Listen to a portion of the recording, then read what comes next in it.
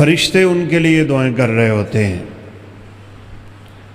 اور پھر فرشتے ان لوگوں کے قدموں کے نیچے اللہ رب العزت کو راضی کرنے کے لیے اپنے پر بچھاتے۔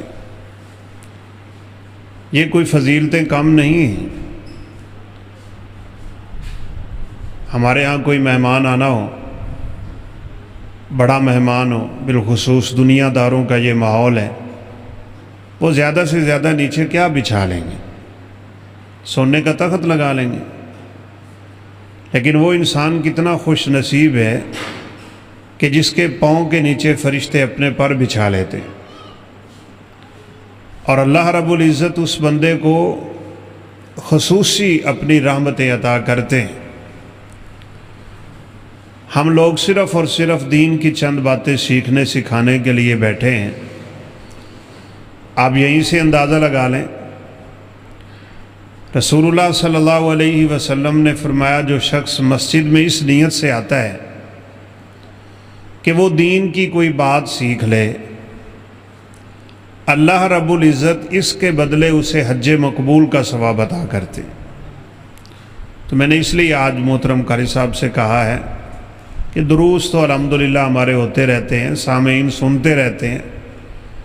آج ہم انشاءاللہ سوال و جواب کی نشست لیں گے، تاکہ جس کے ذہن میں کوئی ایسی بات ہے، دین کا کوئی مسئلہ ہے، اگر ہمیں آتا ہوا تو ہم انشاءاللہ قرآن و سنت کی روشنی میں بتائیں گے، اور نہ آتا ہوا تو ہم کہہ دیں گے ہمیں علم نہیں۔ تو انشاءاللہ ہماری آج کی یہ جو مجلس ہے، یہ سوال و جواب کی نشست ہے۔ آپ باذہنی طور پہ تیار ہوں، اور یہ بھی بات یاد رکھیں کہ دین کے مسئلے میں شرمانا نہیں چاہیے۔ ہمارے بہت سے بھائی اس لیے سوال نہیں کرتے، وہ کہتے ہیں جی مجھے شرم آتی ہے۔ امام بخاری رحمۃ اللہ علیہ فرماتے ہیں کہ المستحیی والمستکبر، تکبر کرنے والا اور شرمانے والا بندہ یہ علم سے محروم رہتا ہے۔ اب مثال کے طور پہ جیسے میں نے پہلے کہا، شرماتے شرماتے انسان دین کے مسئلوں سے ہی محروم رہ جاتا ہے۔ ایک انصاریہ عورت رسول اللہ صلی اللہ علیہ وسلم کی خدمت میں حاضر ہوئی ہے۔ سوال بڑا شرم و حیا والا تھا، لیکن اس نے کر دیا،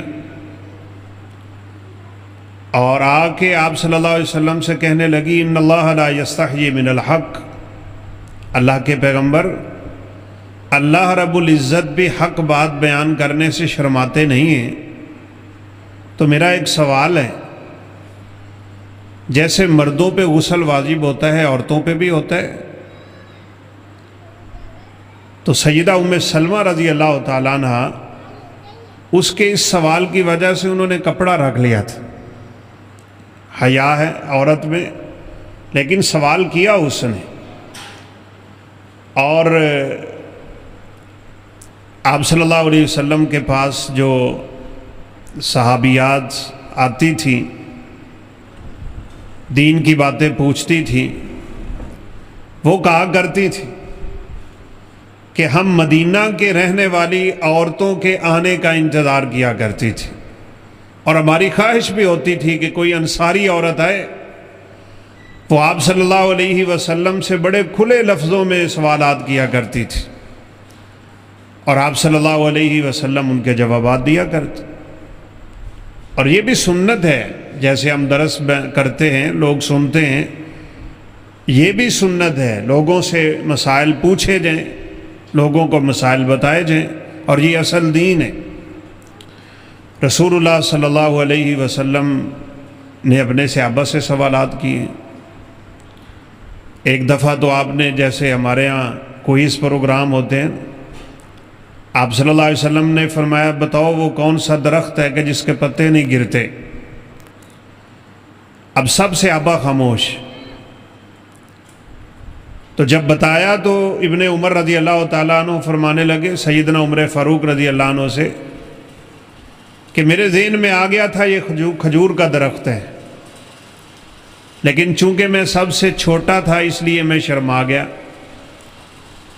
تو عمر فاروق رضی اللہ تعالیٰ عنہ کہنے لگے کہ اگر آج تو جواب دے دیتا تو میرے لیے بہت خوشی کا موقع تھا صحابہ کرام رضوان اللہ علیہ مجمعین کی موجودگی میں۔ تو انشاءاللہ ہمارا آج یہی پروگرام ہے کہ 35-40 منٹ جو پروگرام ہوتا ہے ہم انشاءاللہ آپ کے سوالات لیں گے۔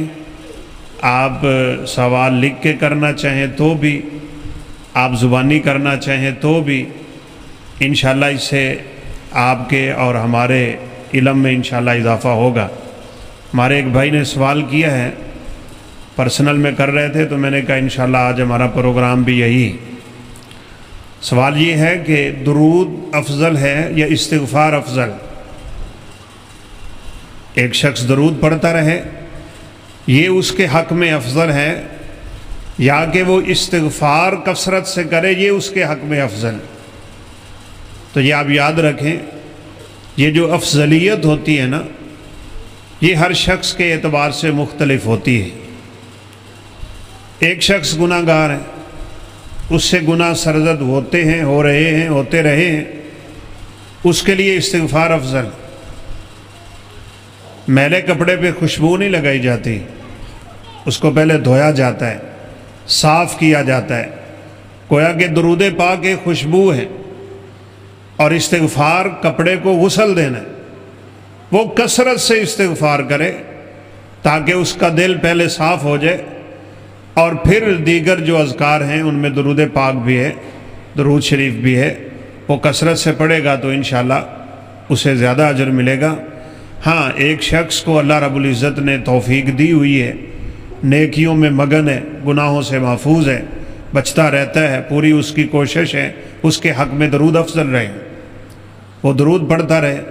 آپ صلی اللہ علیہ وسلم نے اس لیے ایک صحابی جب انہوں نے پوچھا تھا کہ میں آپ پہ کتنا درود پڑھوں، دن کا چوتھا حصہ پڑھتا رہوں، تو آپ صلی اللہ علیہ وسلم نے فرمایا اگر اس سے زیادہ کرنا چاہتا ہے تو کر لے۔ کہا آدھا دن میں آپ پہ درود پڑھتا رہوں؟ آپ نے فرمایا اس سے بھی زیادہ کر سکتا ہے تو کر لیں۔ کہا دن کے 3 حصے میں آپ پہ درود پڑھوں؟ آپ نے فرمایا اس سے زیادہ کر سکتا ہے تو کر لیں۔ تو انہوں نے کہا اس کا مطلب ہے میں پھر پورا دن ہی آپ پہ درود پڑھتا رہوں؟ آپ صلی اللہ علیہ وسلم نے فرمایا اگر تو یہ کام کر لے تو اللہ تیرے دنیا آخرت کے سارے غم ہی دور کر دیں۔ تو یہ ہر شخص کے اعتبار سے اس کا حکم مختلف ہوتا ہے۔ اللہ رب العزت ہمیں توفیق دے۔ ویسے سیدھی سی بات ہے، ہمیں درود پاک پڑھنے میں کچھ کمزوری ہے، بالخصوص جمعے والے دن کثرت سے درود پڑھا کریں۔ آپ صلی اللہ علیہ وسلم نے فرمایا اکثر الصلاۃ علیہ یوم الجمعہ، جمعہ کے دن مجھ پہ بہت زیادہ درود پڑھا کرو۔ اور ایک حدیث میں ہے، ابو داؤد کی یہ روایت ہے، من نسی الصلاۃ علیہ نسی طریق الجنہ، جو بندہ مجھ پہ درود پڑھنا بھول جائے گا وہ جنت کا راستہ ہی بھول جائے گا۔ تو اس لیے اس کی عادت بنانی چاہیے۔ اللہ رب العزت ہم سب کو توفیق نصیب فرمائے۔ کسی اور بھائی کا کوئی سوال ہو؟ آپ کے ذہنوں میں بہت سوالات ہوں گے، لیکن آئیں گے تب جب یہ مجلس ختم ہو جائیں گے۔ جی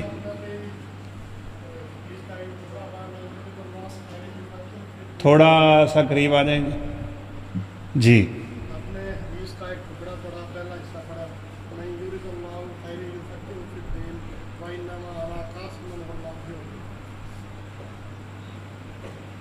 ہمارے کچھ ساتھی کہتے ہیں کہ اس کا مطلب یہ ہے کہ ایک ہستی ایک نبی دنیا میں رزق تقسیم کرتا ہے، مال و دولت تقسیم کرتا ہے، یہ بات صحیح ہے یا ٹھیک نہیں؟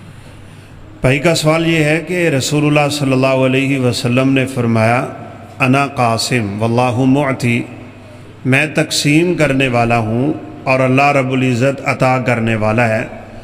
کیا اس حدیث سے یہ مسئلہ نکلتا ہے کہ اس دنیا میں جتنا رزق تقسیم ہو رہا ہے وہ تقسیم رسول اللہ صلی اللہ علیہ وسلم ہی کرتے ہیں؟ یعنی دوسرے لفظوں میں کیا آپ مختار کل ہیں؟ کیا آپ خزانوں کے مالک ہیں؟ جو آپ نے خود کہا کہ میں قاسم۔ یہ جو حدیث مبارکہ ہے اس کو عمومی طور پہ کتاب الجہاد میں ذکر کیا جاتا ہے۔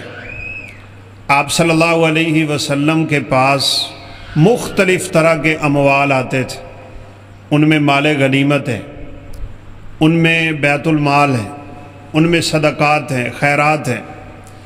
آپ صلی اللہ علیہ وسلم کی ایک بہت ہی خوبصورت عادت شریفہ ہے، اور وہ یہ کہ آپ جب تک پورا مال تقسیم نہیں کر دیتے تھے آپ صلی اللہ علیہ وسلم کو چین نہیں آتا تھا، اپنے لیے کچھ نہیں رکھتے تھے۔ آپ قاسم ہیں، تقسیم کرنے والے۔ آپ لوگوں نے حدیث مبارکہ سنی ہوگی، آپ صلی اللہ علیہ وسلم رات بھر بستر پہ کروٹیں لیتے رہے، آپ کو نیند نہیں آئی۔ نماز پڑھائی تو سلام پھیرتے ہی آپ جلدی سے دوڑ کے گھر چلیں گے۔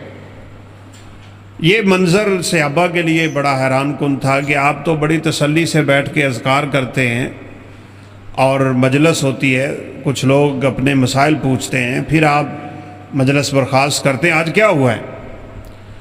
تو آپ صلی اللہ علیہ وسلم واپس آئے تو آپ کے ہاتھ میں تھوڑی سی سونے کی ایک ڈلی سی تھی، تو آپ نے فرمایا کہ یہ تقسیم ہونے والی رہتی تھی، جس کی وجہ سے میں بے چین رہا اور مجھے نماز میں بھی سکون نہیں آیا۔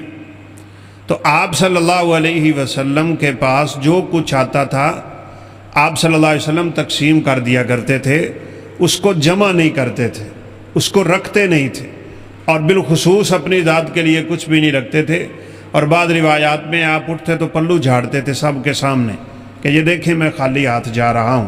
تو یہ اصل مراد ہے اس حدیث سے کہ اللہ رب العزت دینے والا ہے، خود حدیث میں یہ الفاظ موجود ہے، دینے والا اللہ رب العزت ہے اور میں تقسیم کرنے والا ہوں۔ جب تک آپ کے پاس جو کچھ آتا رہا آپ تقسیم کرتے رہے۔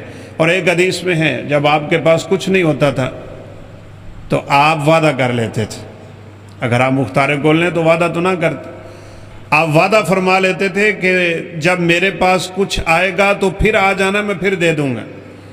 تو پھر آپ صلی اللہ علیہ وسلم اپنے اس وعدے کو وفا بھی کیا کرتے تھے۔ تو یہ مراد ہے اس حدیث مبارکہ سے کہ اللہ دینے والا ہے اور میں تقسیم کرنے والا ہوں۔ جی، اور کسی بھائی کے ذہن میں کوئی سوال؟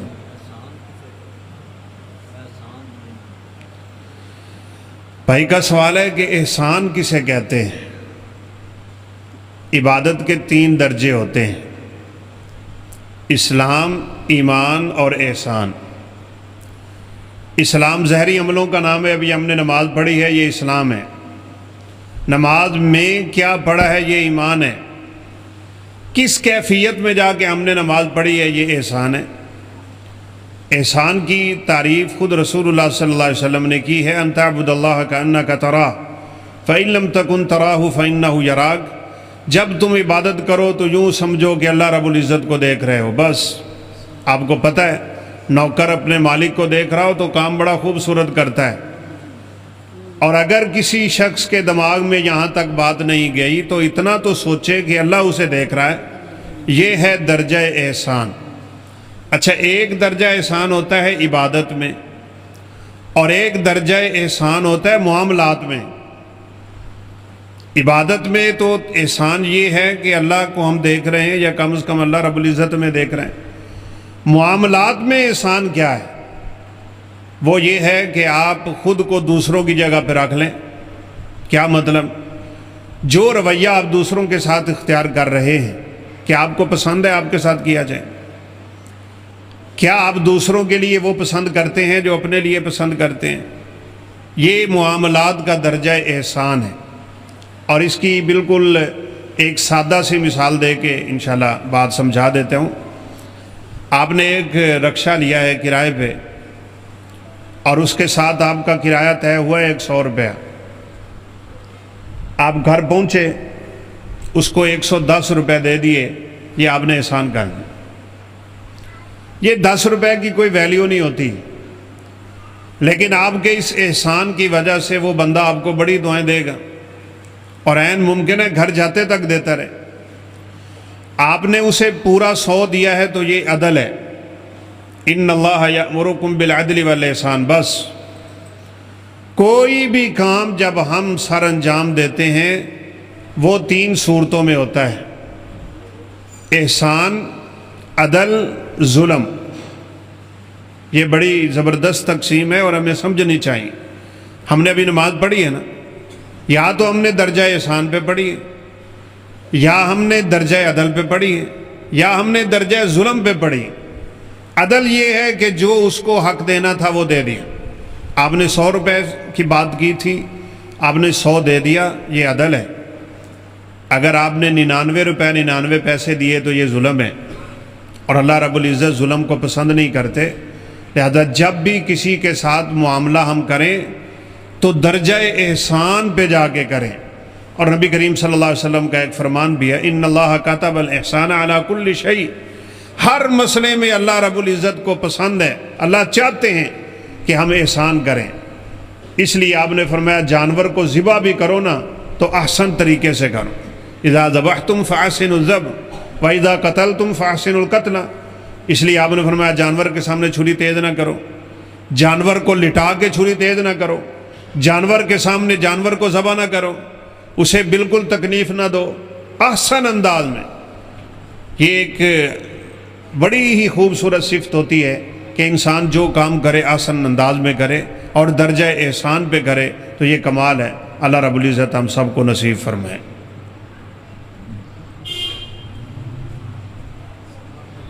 وعلیکم السلام۔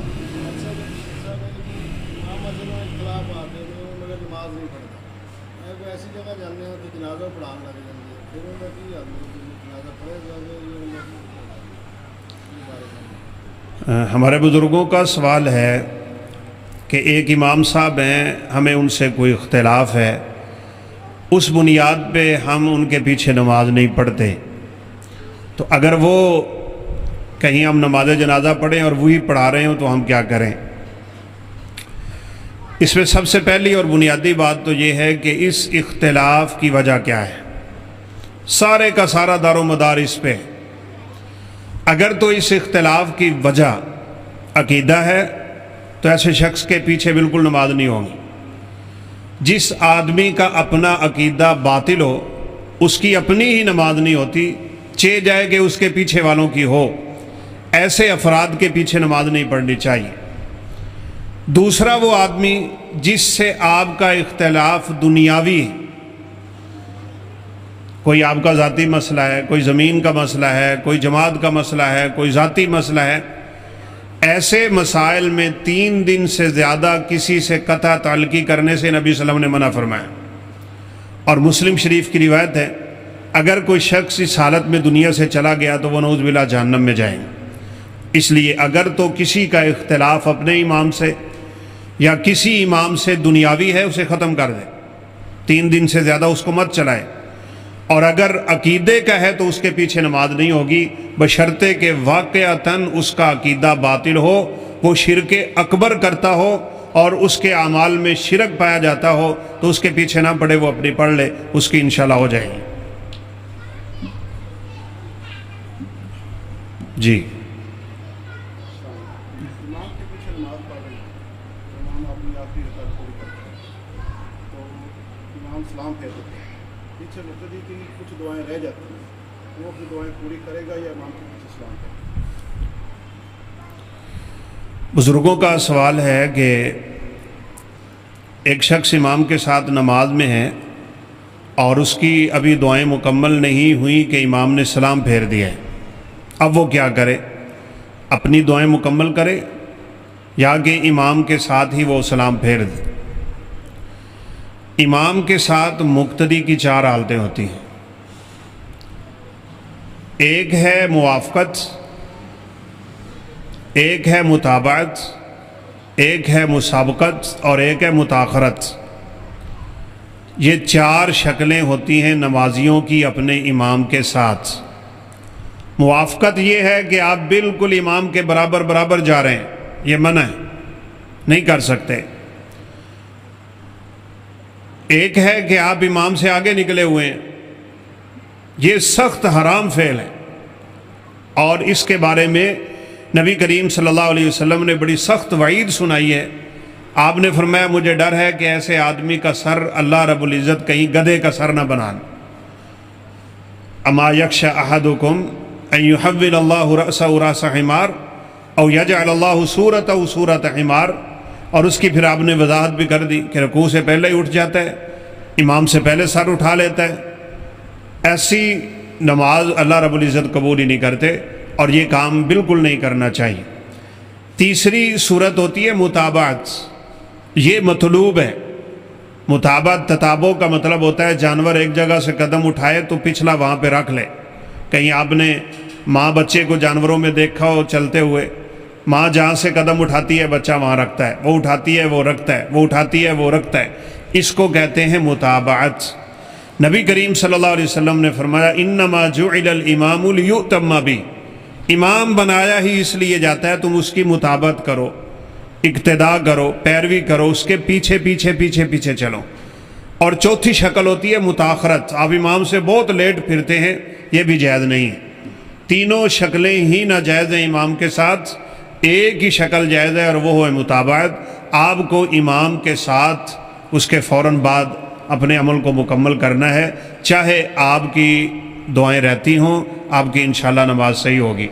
اس کی بہترین مثال یہ ہے کہ آپ نہیں بھولے ہوتے اور امام بھول جاتا ہے، اور امام بھول کے کھڑا ہو گیا، آپ سبحان اللہ کہتے رہے، وہ کھڑا ہو گیا، آپ کو کھڑا ہونا پڑے گا۔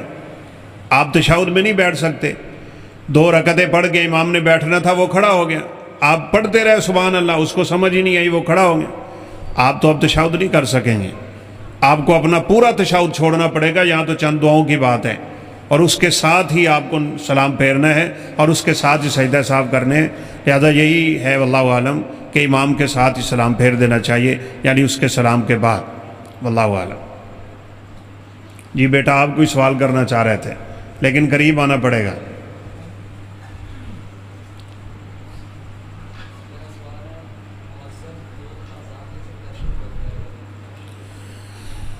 بیٹے کا سوال ہے کہ مؤذن اپنی اذان میں کیا شہادتین کو 4 مرتبہ پڑھ سکتا ہے؟ اس کو ترجیح کہتے ہیں، راجع۔ رسول اللہ صلی اللہ علیہ وسلم نے سیدنا ابو محذورہ رضی اللہ تعالیٰ عنہ کو اذان یہی سکھائی تھی، اور ان کو مکہ مکرمہ کا امام مقرر کیا تھا۔ چلیں ویسے یہ بھی فائدے کی بات ہے، بعض لوگ کہتے ہیں یہ مؤذن اور اماموں کی جو تنخواہیں ہیں یہ حرام ہیں، یہ دین کے بدلے میں لیتے ہیں، قرآن کے بدلے میں لیتے ہیں، اور قرآن تو منع کرتا ہے۔ ابو محذورہ رضی اللہ تعالیٰ عنہ کو رسول اللہ صلی اللہ علیہ وسلم نے اذان سکھلائی، اور پھر آپ نے ان کو ایک اشرفیوں کی پوری تھیلی دی تھی۔ کہتے ہیں کہ آپ نے مجھے سرہ دیا، تھیلی کو کہتے ہیں، اس میں دینار تھے، سونے کے سکے تھے، اور انہیں آپ صلی اللہ علیہ وسلم نے مکے کا مؤذن مقرر کر۔ اچھا یہ قسمت کی بات ہوتی ہے، خوش نصیبی کی بات ہوتی ہے۔ آپ کے صحابہ سفر میں تھے، آپ ساتھ تھے، اذان ہوئی ہے تو ابو معذورہ نقلیں اتار رہے تھے، ابھی کلمہ نہیں پڑھا تھا، اذان کی نقل اتار رہے تھے، جو مؤذن پڑھتا تھا اسی انداز میں پیچھے پیچھے پڑھتے تھے، اور ان کی آواز بڑی غضب کی تھی۔ آپ صلی اللہ علیہ وسلم نے فرمایا انہیں بلا کے لاؤ، کون ہے؟ ان کو آپ کی خدمت میں لایا گیا، تو آپ صلی اللہ علیہ وسلم نے پھر انہیں مکے کا مؤذن مقرر کیا تھا۔ وہ مکہ مکرمہ میں یہی اذان دیتے تھے، ترجیح والی، یہ 19 کلمات والی اذان ہوتی ہے، اور یہ صحیح سند کے ساتھ ثابت ہے، یہ پڑھی جا سکتی ہے۔ اور تکبیر وہ ڈبل کہا کرتے تھے۔ بلال رضی اللہ تعالیٰ عنہ کی اذان 4 کلمات کے ساتھ ہے، یعنی شہادتین کے، اور ابو محذورہ رضی اللہ تعالیٰ عنہ کی 8 کلمات کے ساتھ ہے۔ ابو محذورہ رضی اللہ عنہ کی تکبیر ڈبل ہے، اور بلال رضی اللہ تعالیٰ عنہ کی تکبیر سنگل ہے۔ بعض لوگ کیا کرتے ہیں، اذان بلال رضی اللہ عنہ کی لے لیتے ہیں، اور تکبیر ابو محذورہ رضی اللہ عنہ کی لے لیتے ہیں۔ ابو محذورہ کی اذان نہیں لیتے، بلال کی تکبیر نہیں لیتے۔ تو الحمدللہ ہم اس پہ عمل کرتے ہیں، اپنی مسجدوں میں شہادتین کو ڈبل پڑھنا یہ رسول اللہ صلی اللہ علیہ وسلم نے سکھلایا ہے، اور صحیح سنت ہے۔ بعض لوگوں نے بڑے فلسفے گھڑے ہوئے ہیں، اللہ معاف فرمائے، کہتے ہیں ابھی معذورہ کا دل نہیں کر رہا تھا اشہدو ان لا الہ الا اللہ پڑھنے پہ، تو انہوں نے آہستہ سے پڑھا سا، تو آپ نے فرمایا اب اونچی پڑھو، تو اس لیے انہوں نے دہرا دیا، ایسا نہیں ہے۔ ابو داؤد میں ہے علمنی الاذان، انہوں نے یعنی نبی صلی اللہ علیہ وسلم نے مجھے یہ اذان سکھلائی تھی، لہذا اذان میں یہ کلمات ہٹ کے دوبارہ پڑھنا، یعنی اس کو ترجیح کے ساتھ پڑھنا، یہ صحیح سنت سے ثابت ہے اور پڑھنے چاہیے۔ واللہ اعلم۔ فرشتے تو ہر ویلے ذکر کرتے ہیں.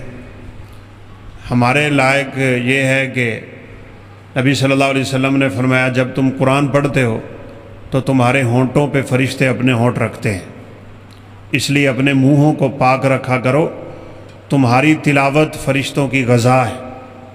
تو فرشتے تو ایک نورانی مخلوق ہیں اور ہر ویلے اللہ رب العزت کے ذکر اور تسبیح و تحمید میں لگے ہوں. جی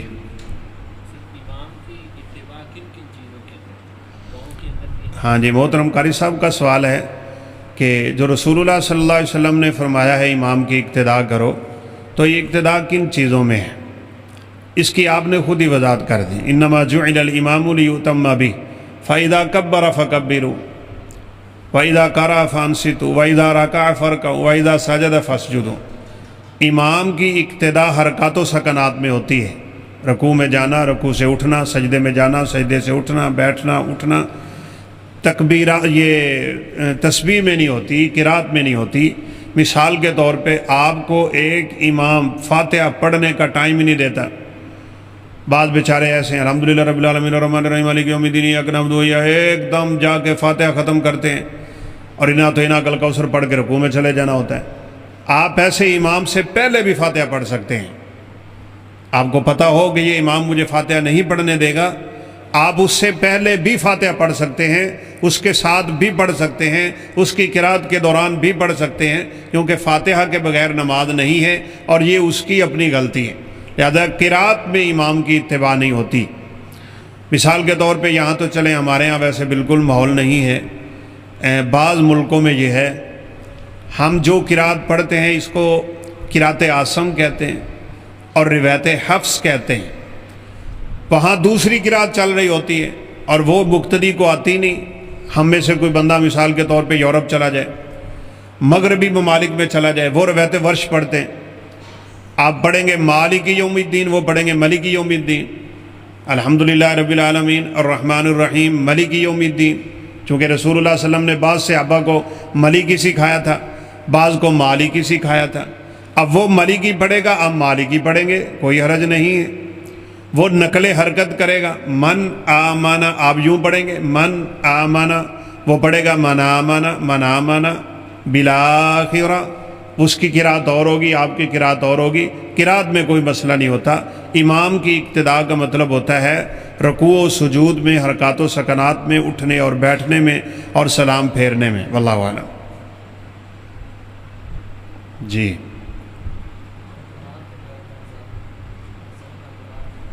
گمان کے بارے میں سوال کیا گیا ہے. تو گمان دو طرح کا ہوتا ہے، حسن ظن اور سوء ظن. حسن ظن تو شریعت میں بہت اچھی چیز ہے، آپ کسی کے بارے میں اچھا گمان رکھیں.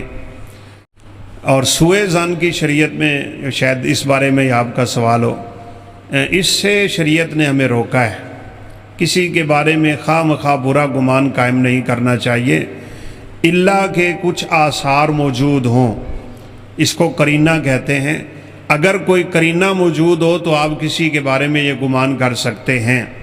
آپ مسجد میں داخل ہوئے، مثال کے طور پہ یہاں ایک چیز پڑی تھی، ایک ہی بندہ داخل ہوا ہے اور کوئی نہیں ہوا اور وہ چیز غائب ہے، تو یہ قرینہ ہے، داخل ہونے والے نے اٹھائی ہے، چونکہ اور تو کوئی آیا ہی نہیں ہے. اب اس کو سوء ظن نہیں کہیں گے. یہاں دلیل موجود ہے، یہاں قرینہ موجود ہے. سوء ظن ہوتا ہے بغیر کسی دلیل کے. آپ کو کوئی بات پہنچی تو بس آپ نے گمان کر لیا یہ فلاں نے کہی ہوگی، اور یہ شریعت میں بہت سخت منع ہے. اس سے اپنے آپ کو بچانا چاہیے. ان بعض الظن اسم، اس لیے قرآن نے سارے ظنوں کو گناہ نہیں کہا. ان بعض الظن اسم، بعض گمان جو ہوتے ہیں وہ گناہ ہوتے ہیں. میں آپ کو ایک چھوٹی سی مثال پیش کرتا ہوں، یعنی کیسے ہم لوگ بہت جلدی برے گمان میں مبتلا ہو جاتے ہیں. کہتے ہیں چھوٹا سا بچہ تھا، وہ 2 سیب پکڑ کے بیٹھا ہے. تو اس کے باپ نے کہا بیٹا ایک مجھے دے دو.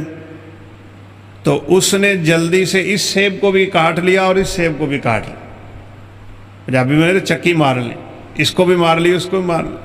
تو باپ کے دل پہ بڑی تکلیف ہوئی، دیکھیں میں نے اس سے ایک مانگا تھا اس نے دونوں کو کاٹ لیا۔ اب باپ یہ گمان لیے بیٹھا تھا کہ اس چھوٹے سے بچے نے وہ سیب آگے کیا اور کہا ابو جان یہ لے لیں، یہ زیادہ میٹھا ہے۔ اب اس کے چکھنے کا ارادہ تھا اور باپ سمجھا کہ یہ مجھے دینا نہیں چاہتا۔ ہم ویسے بہت جلدی سوء ظن قائم کر لیتے ہیں اور اس کا شریعت میں نقصان ہے، ہمیں اپنے معاملات میں بھی نقصان ہوتا ہے۔ لہذا سوء ظن قائم کرنے سے پہلے ہمیں اگلے بندے سے بات پوچھ لینی چاہیے، اس کے پاس کوئی دلیل ہوگی، کوئی عذر ہوگا، کوئی بہانہ ہوگا، کوئی کچھ بھی ہو سکتا ہے۔ وہ کہیں بہتر ہوتا ہے کہ انسان اپنے دماغ میں کچھ خواہ مخواہ کی چیزیں سوچے۔ ہمارے ایک بزرگ کہا کرتے تھے کہ معاملات دنیا میں اس لیے زیادہ بگڑے ہوئے ہیں کہ ہم اپنے ہی ذہنوں میں بہت کچھ تیار کر کے اس کا جواب بھی تیار کر لیتے ہیں۔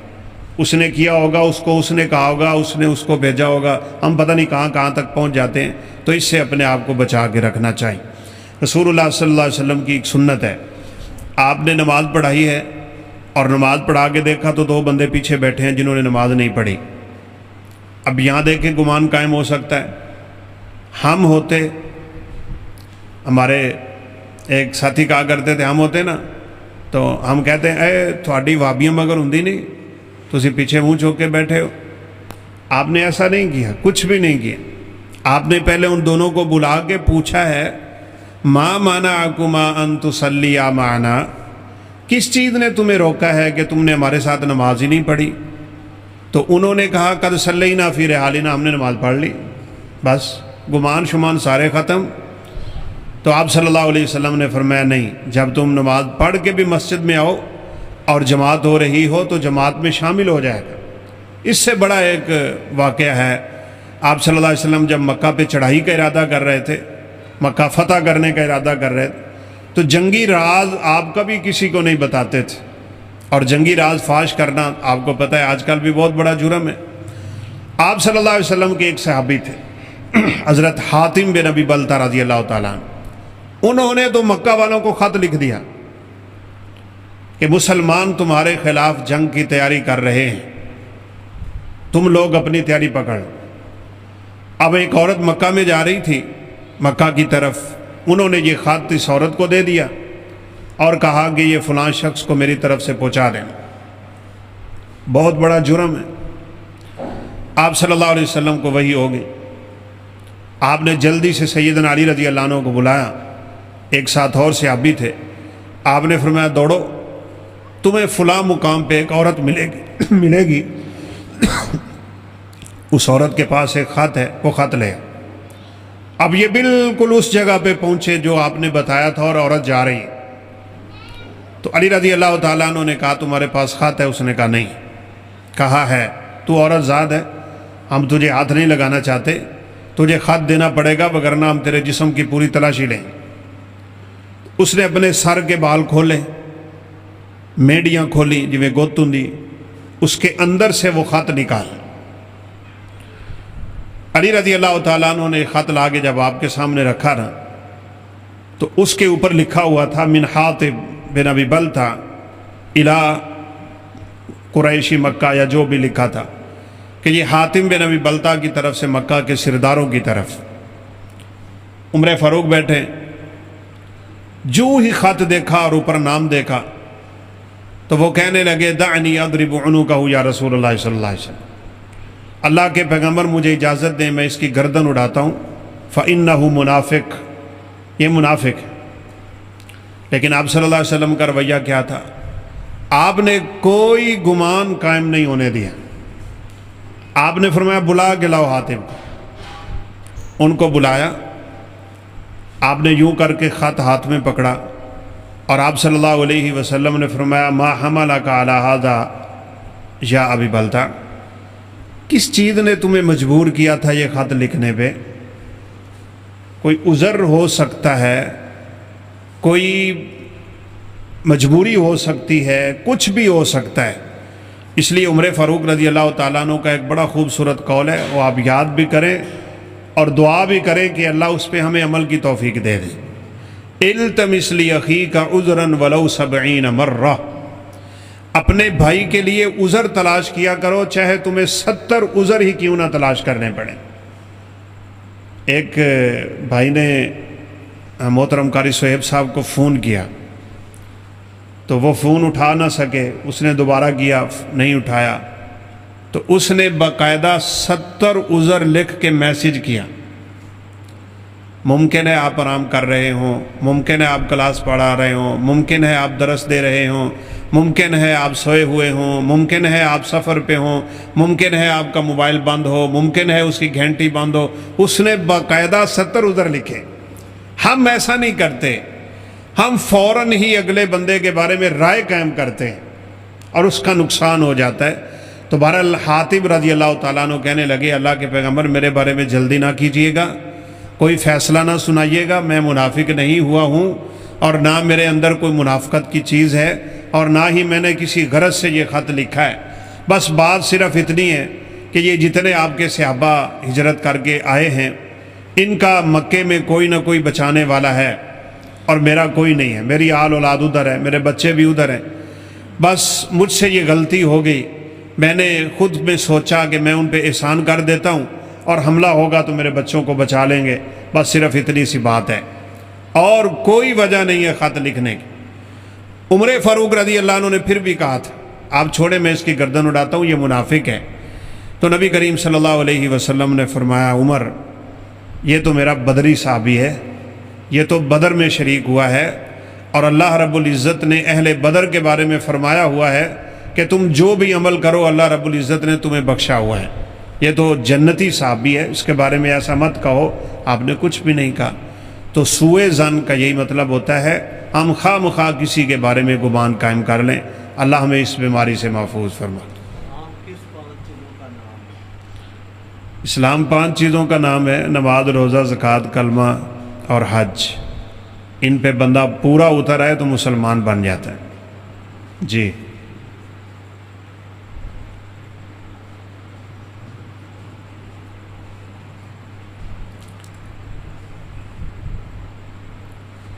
سوال ہے کہ قربانی کے جانور سے کیا کام لینا جائز ہے؟ یعنی کیا ہم اسے ریڑھی پہ لگا سکتے ہیں یا ہل وغیرہ؟ قربانی کے جانور سے کام نہیں لینا چاہیے، لیکن اگر ضرورت ہو، مجبوری ہو اور اس کے بغیر کوئی جانور نہ ہو تو اس سے کام لینے میں حرج بھی نہیں ہے۔ رسول اللہ صلی اللہ علیہ وسلم نے اپنے ایک صحابی کو دیکھا تھا، وہ ہدی لے کے جا رہا ہے۔ ہدی اس جانور کو کہتے ہیں جو مکہ مکرمہ کی طرف چلایا جائے۔ حاجی لوگ تو کرتے ہی کرتے ہیں، یہ زمانہ قدیم سے لوگوں کا ایک رویہ ہے اور طریقہ ہے۔ مکہ مکرمہ میں جانور ذبح کرتے ہیں، تحفے بھیجتے ہیں تاکہ اہل مکہ میں میرا جانور تقسیم ہو۔ اور یہ جانور بہت ہی کہہ لیں کہ عزت کے اور احترام کے لائق ہوتا ہے، اس لیے آپ صلی اللہ علیہ وسلم اپنے جانوروں کو ہار بھی پہنا دیتے تھے۔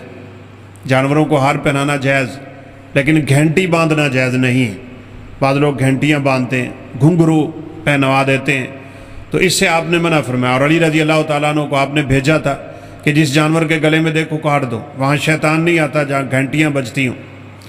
تو بہرحال آپ صلی اللہ علیہ وسلم نے دیکھا وہ جانور لے کے جا رہا ہے اور خود تھکا ہوا ہے، تو آپ صلی اللہ علیہ وسلم نے فرمایا ارکبھا، اس پہ سوار ہو جا۔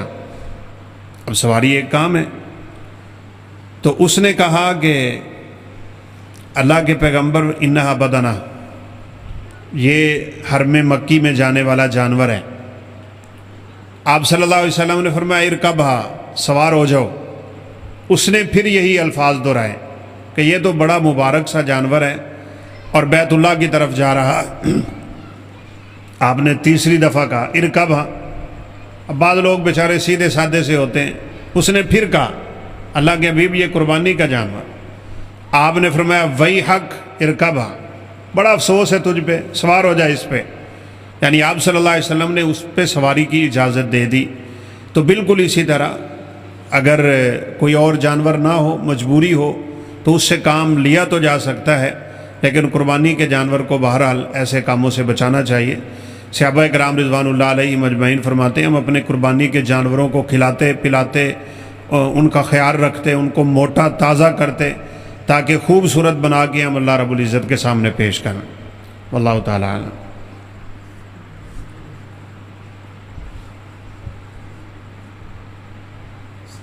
वालेकुम अस्सलाम।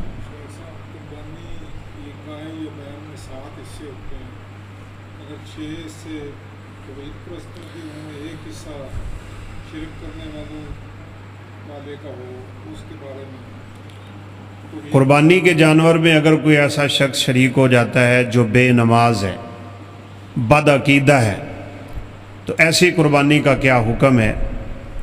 उलमाए किराम फरमाते हैं रसूलुल्लाह सल्लल्लाहु अलैहि वसल्लम के इस फरमान की रोशनी में, इन्नल्लाह तय्यिबुन ला यक़बलु इल्ला तय्यिबा, अल्लाह रब्बुल इज़्ज़त बहुत पाक है और सिर्फ पाक चीज़ को ही पसंद करता है।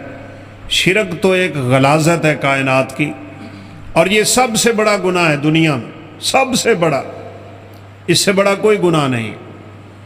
हत्ता कि अल्लाह ताला मुआफ़ फरमाए, एक उस्ताद बच्चों को समझाते रहे शिरक शिरक शिरक, वो सुनते रहे, और बच्चे एक दिन कहने लगे कि आप हमें बस यही समझाते हैं शिरक क्या होता है, तौहीद क्या होती है, कोई और भी तो बात करे ना, कोई और भी बात सुनाएं, कोई और भी मसला सुनाएं। तो उस्ताद जी ने कहा कि मैं एक मुल्क में गया हूँ, वहाँ दरबार पे लोग गिरे हुए थे। तो बच्चों ने सुन के कहा ये तो फिर अट के वही बात हो। तो करते करते उन्होंने कहा मैं एक ऐसे मुल्क में भी गया हूँ जहाँ मुझे पता चला है कि वहाँ के नौजवान अपनी माँओं से ज़ना करते। तो तालिब इल्मों की ज़ुबान से निकला हाय हाय हाय। तो उन्होंने कहा इसका मतलब ये हुआ कि तुम्हारी तौहीद भी अभी पक्की नहीं हुई, तुमने कब्र पे सजदे वाली बात बिल्कुल मामूली समझ के सुन ली, और इस बात पे तुम्हें बहुत ताज्जुब हुआ, जबकि शिरक इससे बड़ा गुनाह है, कहीं बड़ा गुनाह है। लिहाजा मुशरिक आदमी के साथ अगर मिल के आप कुर्बानी कर रहे हैं या बेनमाजी के साथ मिल के कुर्बानी कर रहे हैं तो ऐन मुमकिन है आपकी कुर्बानी कबूल ना हो। इसलिए बेहतर है कि सिर्फ़ और सिर्फ उन लोगों को अपनी कुर्बानी में शामिल करें जो नमाजी हों, तौहीद परस्त हों और अल्लाह रब्बुल इज़्ज़त की तौहीद का इकरार करने वाले हैं। वल्लाहु आलम।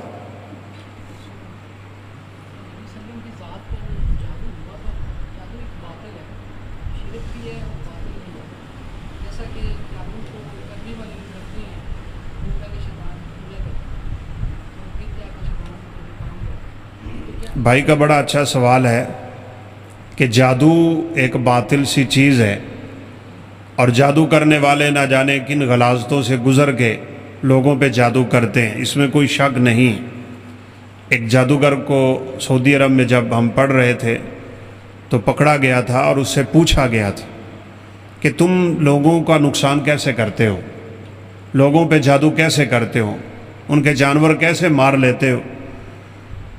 तो उसका जवाब आगे से ये था कि जो शायद हमारे लिए बहुत मुश्किल हो जाए।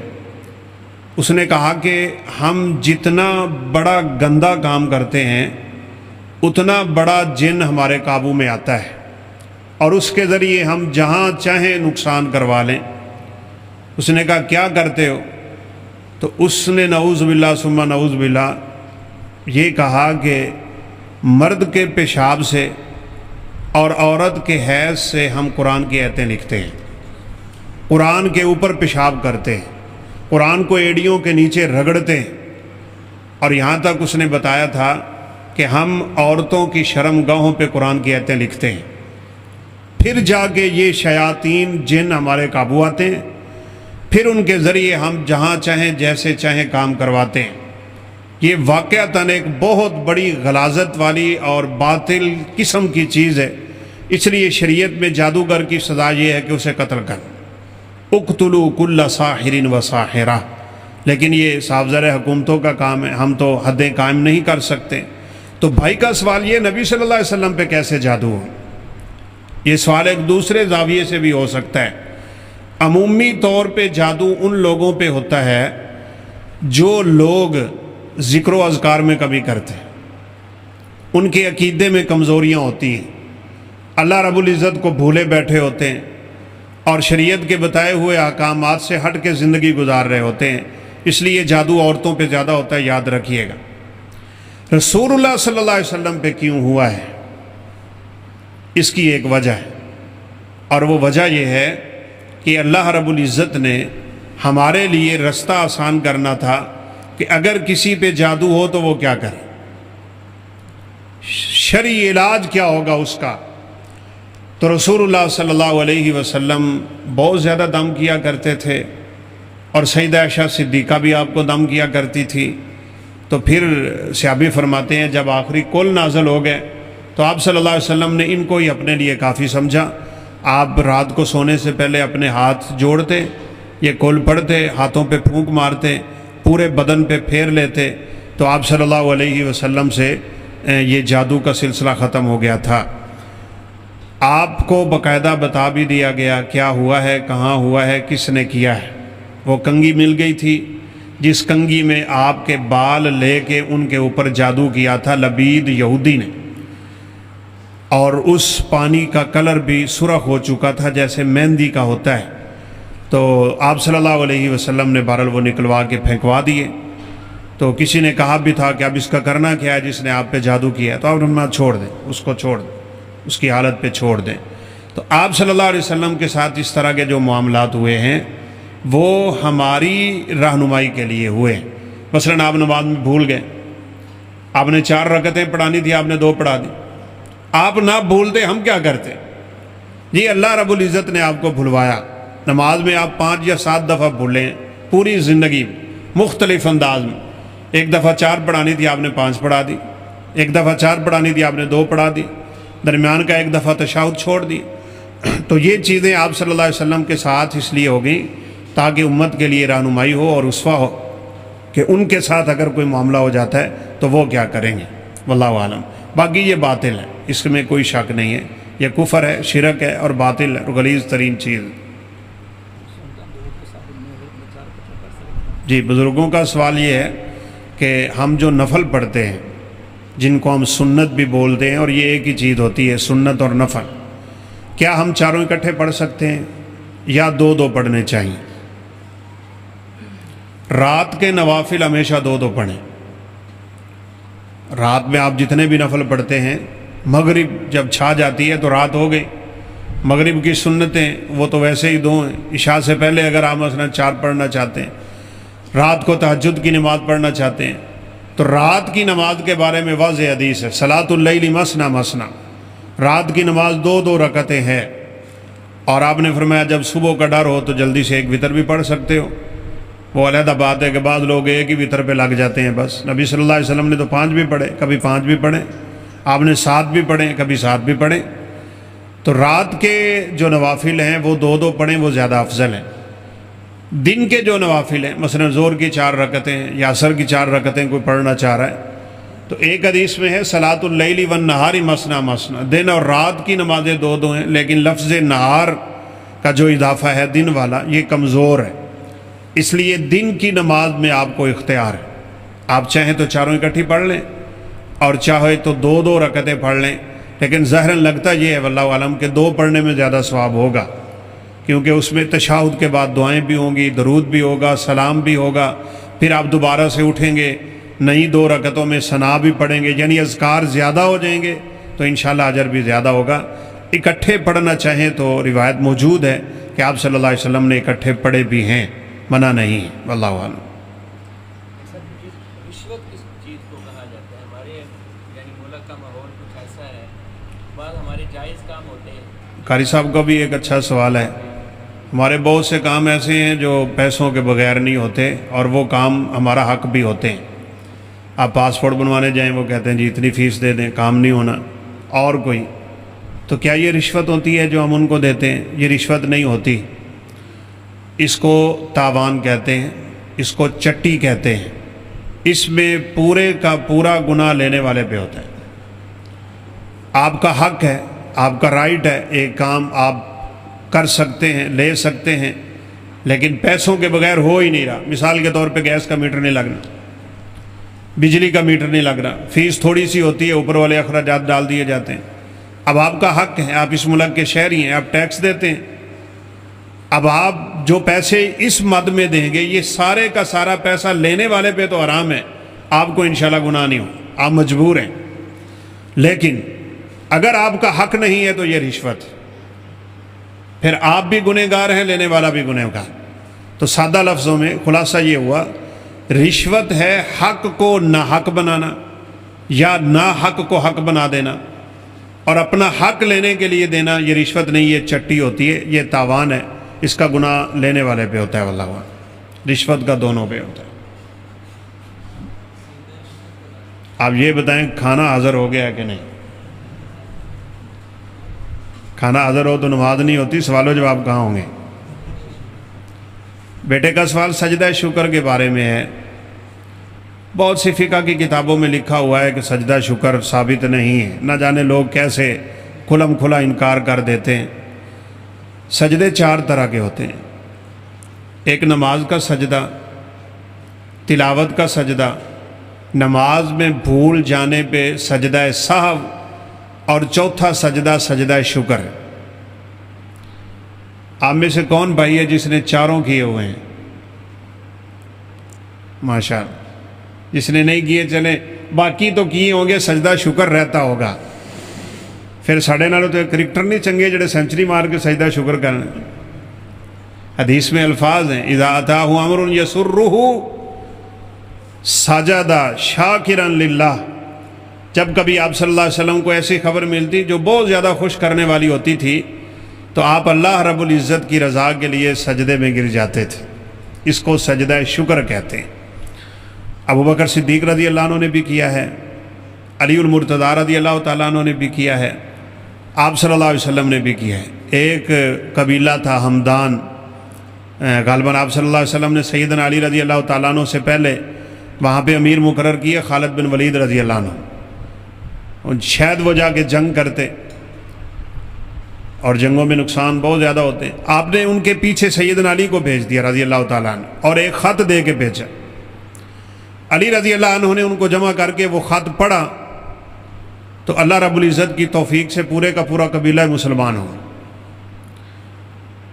تو انہوں نے نبی صلی اللہ علیہ وسلم کو خط لکھا، اسلمت ہمدان، یہ خط آپ کے سامنے پیش ہوا، جو ہی پڑھا گیا کہ پورا ہمدان ہی مسلمان ہو گیا ہے تو آپ صلی اللہ علیہ وسلم سجدے میں گر گئے۔ یہ ثابت۔ علی رضی اللہ تعالیٰ عنہ کو ایک جنگ کے موقع پہ آپ نے فرمایا تھا جنگ کرنے کے بعد تم نے دیکھنا، اس میں غالباً ذوالخویسرہ تھا یا کوئی میرے نام ذہن میں نہیں ہے، اگر وہ بندہ مارا گیا ہو اس جنگ میں تو علی تو حق پہ ہوگا۔ اب علی رضی اللہ تعالیٰ عنہ کو اس جنگ میں یہی فکر تھی، چونکہ سیدنا علی رضی اللہ عنہ کا دور خلافت بہت سے فتنوں اور جنگوں میں گزرا ہے، کہ ایسا نہ ہو کہ میں جنگ غلط کر بیٹھا ہوں۔ اپنے ساتھی کو بھیجا کہ اس بندے کو تلاش کرو، کیا اس کی لاش ہے؟ اس نے واپس آ کے کہا نہیں۔ تو حضرت علی بہت پریشان ہو گئے کہ کہیں مجھ سے جنگ میں غلطی تو نہیں ہوگی۔ وہ خود لاشوں کو پلٹنے لگے، تو پلٹتے پلٹتے وہی بندہ سامنے آ گیا تو علی رضی اللہ تعالیٰ عنہ سجدے میں گئے۔ ثابت۔ بلکہ میں نے ایک جگہ پہ پڑھا تھا، استاد بچوں کو ٹافیاں دے رہے ہیں تو ایک بچے نے ٹافی پکڑی اور پکڑتے ہی سجدے میں گر گئے، بچہ چھوٹا سا۔ تو استاد نے پوچھا بیٹا تو نے سجدہ کیوں کیا ہے؟ تو اس نے کہا میرے ابو جب امی کو کوئی چیز لا کے دیتے ہیں نا تو امی سجدہ کرتی، تو میری اس وقت سے عادت ہے میں سجدہ کرتا ہوں، لہذا سجدہ شکر سنت سے ثابت ہے، کیا جا سکتا ہے۔ کوئی بہت بڑا غم ٹل جائے تو بھی کر سکتے ہیں، بہت بڑی خوشی میسر آ جائے تو آپ تو بھی کر سکتے ہیں۔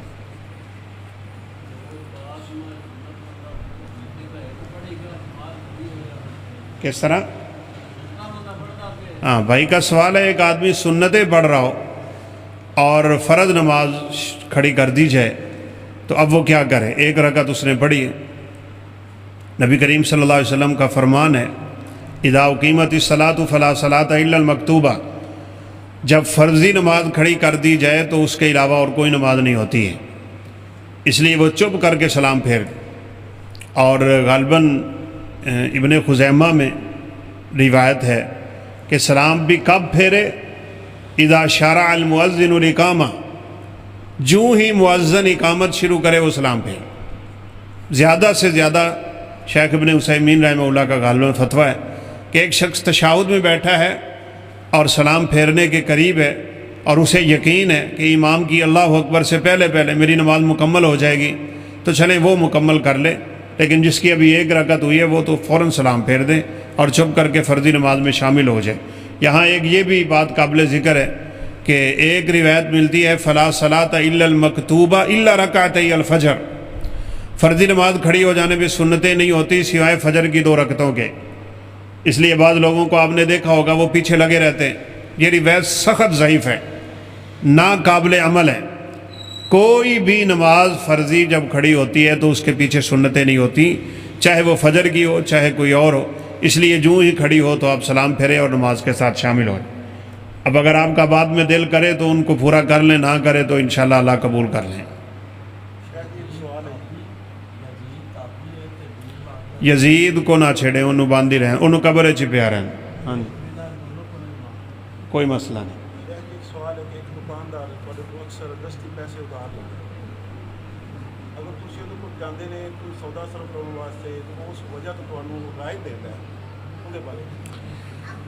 بھائی کا سوال ہے کہ بعض لوگ قرضہ لیتے ہیں اور جب ہم ان کے پاس کوئی سامان وغیرہ لینے جاتے ہیں تو وہ اس وجہ سے سامان میں رعایت کر دیتے ہیں کہ اس کو قرضہ دیا ہوا ہے، اس کی شرعی حیثیت کیا ہے؟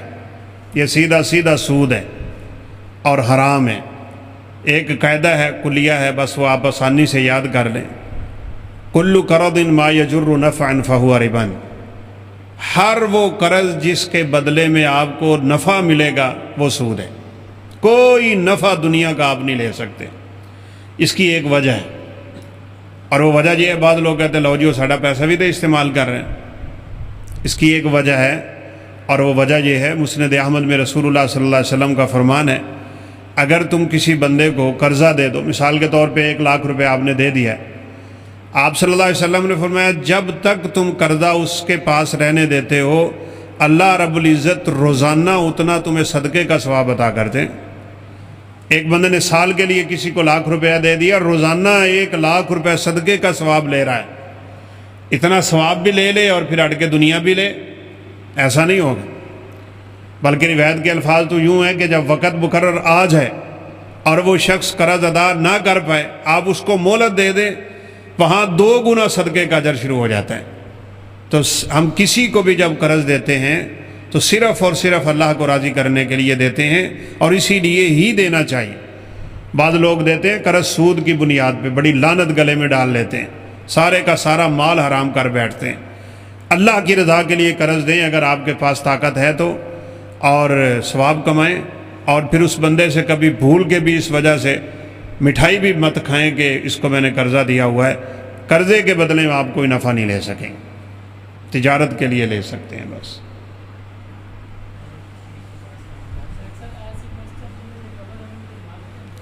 بھائی کا سوال ہے اہل تشیع کے پاس کام کیا جا سکتا ہے یا نہیں؟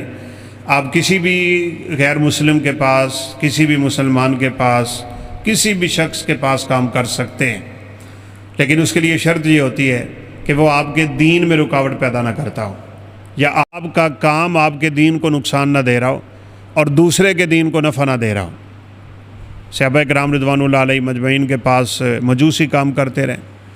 سیدنا مغیرہ بن شعبہ رضی اللہ تعالیٰ عنہ کا غلام جس نے عمر فاروق رضی اللہ عنہ کو خنجر مارے تھے، وہ مجوسی تھا، آگ کا پجاری تھا، کوئی حرج کی بات نہیں۔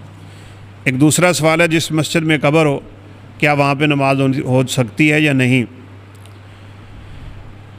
اگر تو قبر پہلے تھی اور مسجد میں بعد میں بنی ہے تو مسجد گرا دیں، اور اگر مسجد پہلے تھی اور قبر بعد میں بنی ہے تو قبر کھود دیں، ایسی مسجد میں نماز نہیں ہوتی۔ نبی کریم صلی اللہ علیہ وسلم نے قبرستان میں نماز پڑھنے سے اسی لیے منع فرمایا ہے۔ قبروں والوں کے ساتھ ایک تعلق، عمومی طور پہ ایسے بندوں کو مسجدوں میں دفنایا جاتا ہے جو کوئی زیادہ دنیاوی طور پہ، دینی طور پہ اثر و رسوخ رکھنے والے ہوتے ہیں۔ یہی تعلق انسان کو آہستہ آہستہ شرک میں لے جاتا ہے اور یہی بنیاد بن جاتی ہے۔ اس لیے قبرستان میں ہی مردوں کو دفن کرنا چاہیے، اور یہ ماحول ختم ہونا چاہیے گھروں میں، ڈیروں میں، مسجدوں میں اور ایسی جگہوں پہ۔ تو بہرحال جس مسجد میں قبر ہوتی ہے وہاں نماز نہیں ہوتی، بالخصوص جب اگلی جانب ہو۔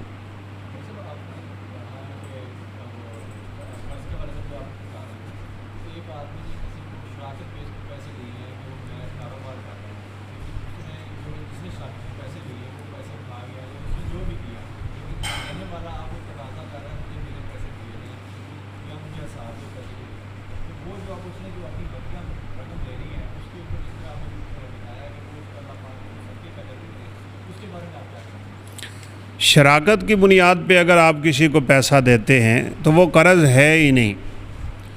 शराकत की बुनियाद पे पैसा किसी के साथ शेयर करना तब जायज़ होता है जब आप नफ़ा और नुकसान दोनों में शरीक हैं। बाद लोग अमूमी तौर पे हमारे यहाँ बहुत माहौल चल रहा है, सिर्फ नफ़ा है जी, गड्डी तुसी रख लो, इनू किराए ते चलाओ, मैनू तुसी रोज़ाना 5000 दे देना। ये हराम है। जिसके साथ भी आपने शराकत करनी है, किसी के दिन में ये आ सकता है ना कि गाड़ी जिसको लेके देते हैं उसकी क्या शराकत है, उसकी शराकत मेहनत है। अगर खुदा न खास्ता किसी दिन आमदन नहीं हुई, उसकी मेहनत ज़ाया हो गई, आपकी रकम ज़ाया होगी। शराकत होती है नफ़ा और नुकसान दोनों में। अगर आपका पैसा किसी का पैसा शरीक जो है वो हड़प कर जाता है तो नबी सल्लल्लाहु अलैहि वसल्लम ने फरमाया उसको जब मौका मिले, अपनी चीज़ मिले, वो उससे ले ले। अगर मुनाफा बनता है तो वो भी ले सकता है, चूँकि वो कर्ज़ के बदले में नहीं है, वो तो तिजारत के बदले में मुनाफा भी लेगा, असर रकम भी लेगा। और अगर मेहरबानी कर दे कि चलें मैं मुनाफा छोड़ता हूँ, आप असर रकम ही वापस कर दें, तो ये उसका एहसान है और इस पे अल्लाह रब्बुल इज़्ज़त ने बहुत ज़्यादा अजर रखा हुआ है। एक छोटा सा सवाल बता, सजदा ताज़ीमी, घुटनों को हाथ लगाना या हाथ छूना? सवाल में 3 चीज़ें आपने शामिल कर दी हैं। किसी को सजदा ताज़ीमी करना, किसी के घुटनों पे हाथ लगाना नीचे हो के, और हाथ चूमना। पहली 2 चीज़ें तो सिरे से ही और हैं। इस्लाम में सजदा ताज़ीमी का कोई तसव्वुर नहीं है। ये पहले मज़ाहिब में था, जैसे आदम अलैहिस्सलाम को फ़रिश्तों ने सजदा किया। हमारे यहाँ तो इसकी भी इजाज़त नहीं है। इसलिए नबी करीम सल्लल्लाहु अलैहि वसल्लम ने फरमाया अगर इजाज़त होती तो बीवी अपने खामंद को सजदा करती। कैसर व कसरा के दरबार से कुछ सहाबा वापस पलटे थे और उन बादशाहों की शान व शौकत दुनिया में मशहूर थी। ये सल्तनतें क़ुव्वत के एतबार से दुनिया में सुपर पावर थी और बहुत उरूज था। तो वो देख के हैरान रह गए कि लोग सजदों में गिर रहे हैं, लोग उनके सामने हाथ बांध के खड़े हैं, न जाने क्या क्या। तो ये सहाबी आए और सीधे ही आप सल्लल्लाहु अलैहि वसल्लम के सामने झुक गए। तो आपने जल्दी से उनको पकड़ा और सीधा किया और फरमाया ये क्या कर रहे हो? कहा आपकी शान कोई कैसर व कसरा से कम है? आप सल्लल्लाहु अलैहि वसल्लम ने फरमाया ना, ये झुकना सिर्फ़ और सिर्फ अल्लाह रब्बुल इज़्ज़त के लिए है बस। अगर यूसुफ़ अलैहिस्सलातु वस्सलाम के भाई और वालिदैन उनके सामने झुके हैं तो वो पहली शरीयत है। पहली शरीयतों के अहकाम हम पे लागू नहीं। हमारी शरीयत ने अगर उस हुक्म को ख़त्म कर दिया तो वो सिरे से ख़त्म है। उसको बाकी रखा है तो हम अपनी शरीयत समझ के करेंगे, उनकी शरीयत समझ के नहीं। और अगर ना उसकी नफ़ी की ना उसका यानी इस्बात है तो हम सिर्फ बयान की हद तक उसको रख लेते हैं कि उसको बयान करना जायज़। लिहाजा सजदा तो सिरे से ही हराम है। बाकी रही बात ये गिट्टे गोडों पे हाथ लगाने की, तो ये भी एक सजदे की कैफियत है, हम तो इससे भी मना करते हैं, लेकिन बहरहाल ये सजदे से कम है। तीसरा जो सवाल है किसी का हाथ चूमना, जिसका हाथ चूमा जाए वो 2 तरह का बंदा होगा। या तो वो खालिस मजहबी इंसान है और इस अमल से उसके अंदर कोई तकब्बुर नहीं आएगा, कोई गुरूर नहीं आएगा, कोई घुमंड नहीं आएगा, उसके दीन की ख़राबी पैदा नहीं होगी, तो इसमें इंशाअल्लाह कोई हरज की बात नहीं है।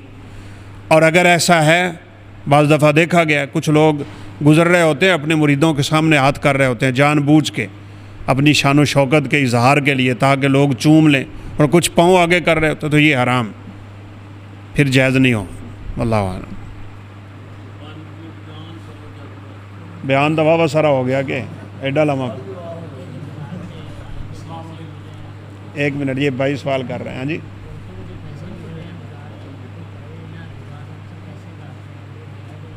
औरतों को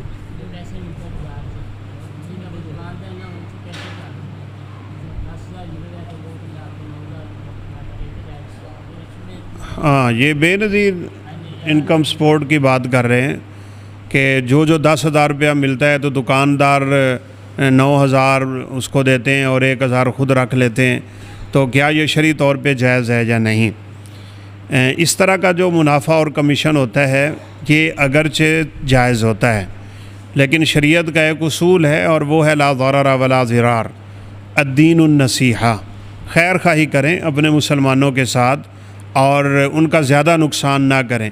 इतनी सी लिमिट रख लें जितना आपका ख़र्चा होता है। दुकान बनाई हुई है, किराया आप देते हैं, उसका बिल आपने अदा करना है, आपने साफ ज़ाहिर उसको ख़रीदा होगा, उसकी इजाज़त ली होगी, कोई मशीन रखी होगी, इस हिसाब से कुछ थोड़ा बहुत रखने में हर्ज नहीं है। लेकिन हमने सुना है 2-2, 3-3 हज़ार तक रखते हैं, तो ये जायज़ नहीं है और मुनासिब नहीं है। वल्लाहु आलम। जी जी, कुर्बानी के जानवर का दोंदा होना लाजमी है, उम्र की कोई कैद नहीं होगी। नबी करीम सल्लल्लाहु अलैहि वसल्लम ने ला तज़बहू इल्ला मुसिन्ना, बस सीधे हदीस के अल्फाज हैं, ना ज़िबा करना मगर दोंदा जानवर। उम्र के एतबार से मिसाल के तौर पे एक जानवर 2 साल में दोंदा होता है, अगर 1.5 में हो गया तो हम करेंगे या नहीं? कर लेंगे ना, हालांकि उम्र पूरी नहीं हुई, दोंदा हो गया है। लेकिन वो 4 साल का भी हो और दांत ना गिरे तो हम नहीं करेंगे, क्योंकि वो दोंदा नहीं हो। सुन्नत यही है, बचना चाहिए। उम्र की कोई बात कहते जी एक दांत डेग पे एक निकलता पे, फिर भी ना करें। दा मा युरीबू का इला माला युरीबू का, जो चीज़ शक में डाले उससे निकलें। जी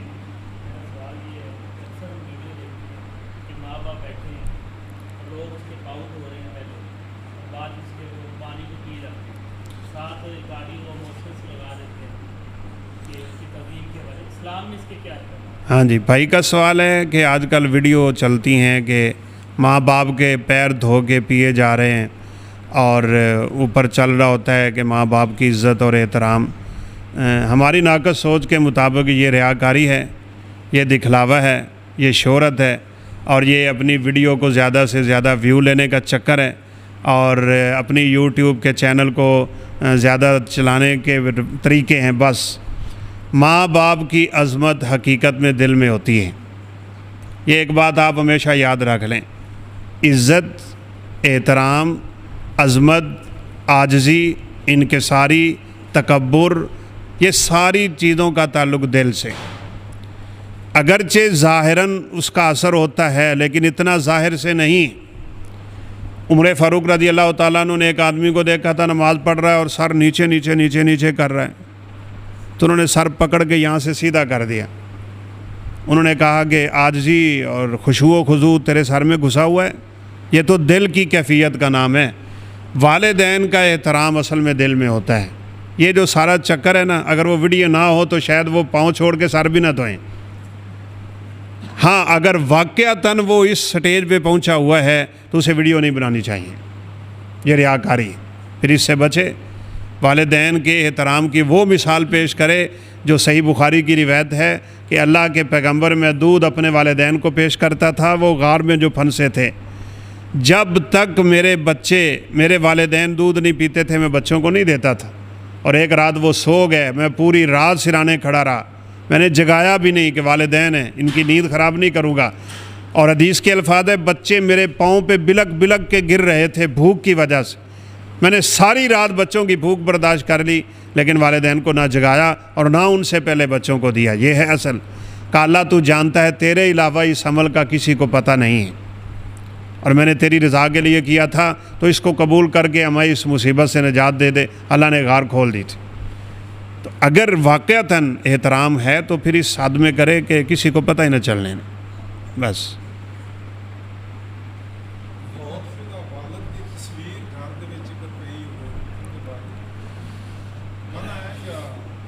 फौतशुदा वालिद की या वालिदा की या किसी की भी तस्वीर घर में रखना, असल में इसका ज़्यादा तो मसला इस तरफ जाता है कि ये जो डिजिटल तस्वीर है कैमरे वाली, इसका हुक्म क्या है। एक तस्वीर होती थी ज़माना कदीम में जो हाथ से बनाई जाती, नक्शो निगार की तरह, औरतें कपड़ों पे सिलाई करके तस्वीर बना लेती थी। मुजस्समा, वो तो सिरे से हराम है, उसमें कोई शक नहीं। ये जो तस्वीर बनती है कैमरे से, इसके बारे में एक तवील अरसे से उलमा की दो राय चली आ रही हैं। कुछ इसको नाजायज़ कहते हैं, कुछ जायज़ कहते हैं, कुछ कहते हैं ये अक्स की तरह है तस्वीर, गोया कि आप शीशे के सामने आते हैं तो आपका चेहरा आ जाता है, कोई क्या। लेकिन बहरहाल हम इतना कहते हैं कि इससे बचना बेहतर है। तस्वीर अगर है तो बस उसको घर में छुपा के रख लें, कभी देखनी हो तो देख लें, लेकिन सामने लटकानी नहीं चाहिए। چونکہ حدیث میں ہے وہاں فرشتے نہیں آتے جہاں تصویریں ہوں، ہوتی تو بارہ یہ تصویر ہی، چاہے علماء کا اختلاف ہو گیا ہے، لیکن اس سے بچنا چاہیے۔ اللہ اعلم، وہی حکم ہے۔